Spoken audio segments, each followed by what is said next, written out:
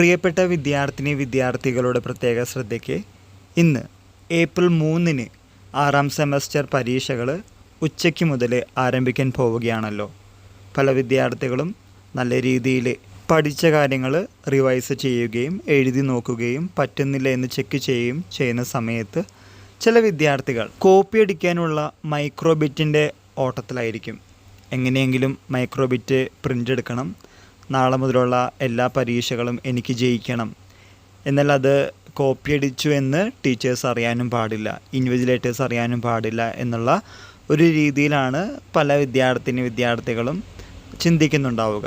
ഏതൊരു യൂണിവേഴ്സിറ്റി പരീക്ഷയിലും നടമാടുന്ന ഒരു പ്രക്രിയ അല്ലെങ്കിൽ ഒരു കലാപരിപാടി തന്നെയാണ് കോപ്പി അടി. അതിന് ശരിയെന്നോ തെറ്റെന്നോ പറയാൻ പറ്റാത്ത അവസ്ഥയാണ്, റിലേറ്റീവാണ്. പലർക്കും പല അവസ്ഥകൾ ഉള്ളത് കൊണ്ടാവുമല്ലോ കോപ്പി അടിയുമായി മുന്നോട്ട് പോകുന്നത്.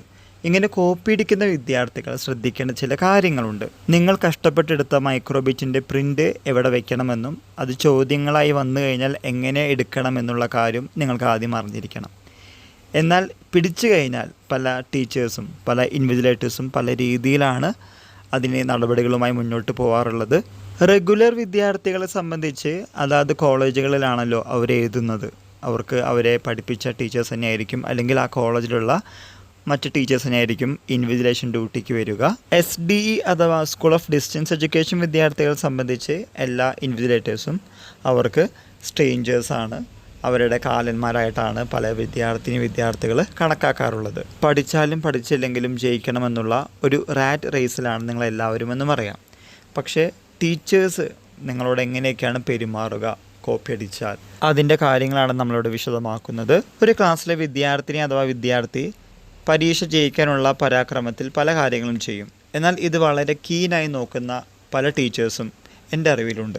ചിലർ അതിനെ കണ്ടില്ല എന്ന് നടിക്കാറുണ്ട്, ചിലർ അത് കറക്റ്റായിട്ട് റിപ്പോർട്ടും ചെയ്യാറുണ്ട്. കോപ്പി പിടിക്കുന്ന ടീച്ചേഴ്സ് പല രീതിയിലുള്ള വാർണിങ്ങും ആ കുട്ടികൾക്ക് കൊടുക്കാറുണ്ട്. ആ വാർണിംഗ് തിരസ്കരിക്കുകയാണെങ്കിൽ അവരുടെ ചീഫിനോട് കാര്യങ്ങൾ റിപ്പോർട്ട് ചെയ്യാറുണ്ട്. ബിറ്റ് കൊണ്ടുവന്ന കുട്ടി ഒരു അപേക്ഷ എഴുതണം, അത് പിടിച്ച ഇൻവിജിലേറ്ററിൻ്റെ ഒരു അപേക്ഷ എഴുതണം, കൂടെയുള്ള ഒരു കുട്ടി അത് കണ്ടു എന്ന് പറഞ്ഞൊരു അപേക്ഷ എഴുതണം. അങ്ങനെ എല്ലാം കൂടി ആൻസർ സ്ക്രിപ്റ്റിനോടൊപ്പം പിൻ ചെയ്ത് വിത്ത് പ്രൂഫായിട്ടുള്ള ബിറ്റും കൂടി പിൻ ചെയ്തിട്ട് യൂണിവേഴ്സിറ്റിക്ക് അയച്ചു കഴിഞ്ഞാൽ ആ കുട്ടിയുടെ മെയിൽ ID-യിലേക്ക് മെമ്മോ വരും.